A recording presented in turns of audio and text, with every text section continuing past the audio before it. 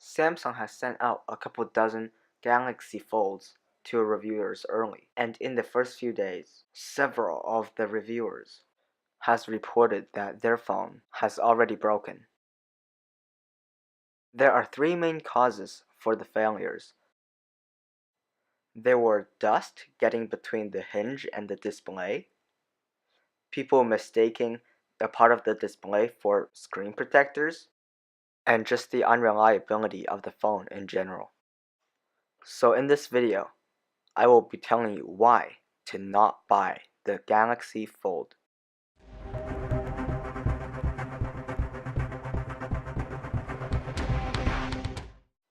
There are so many things done wrong on this phone.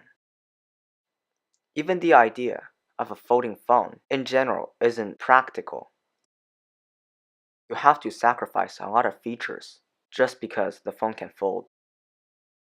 For example, you would have to have a plastic screen because glass cannot bend.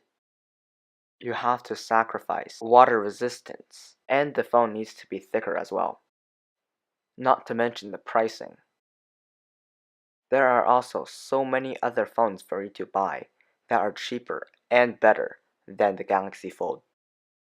Just to mention a few, there are the iPhones by Apple, there are the S series, which is considerably better than the Galaxy Fold, and I would argue even the One Plus is better than the Galaxy Fold in many ways. Even if you pretend that the problems that the Galaxy Fold have doesn't exist, which it does, it's still $2,000 in the US, and it's twice as thick, sometimes more, than your smartphone you have in your pocket right now. Now, the "But it folds" argument wouldn't count anymore. Not because it can't do many things, but because it folds. In this case, a folding phone isn't a feature, it's a fault.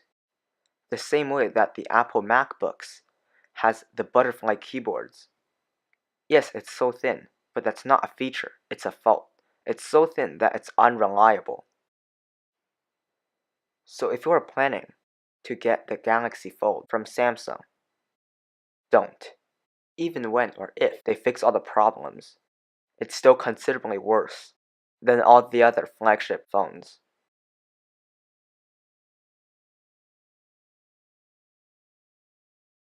Please consider liking, subscribing, and clicking on one of the videos recommended on screen right now. Thank you so very much, and goodbye.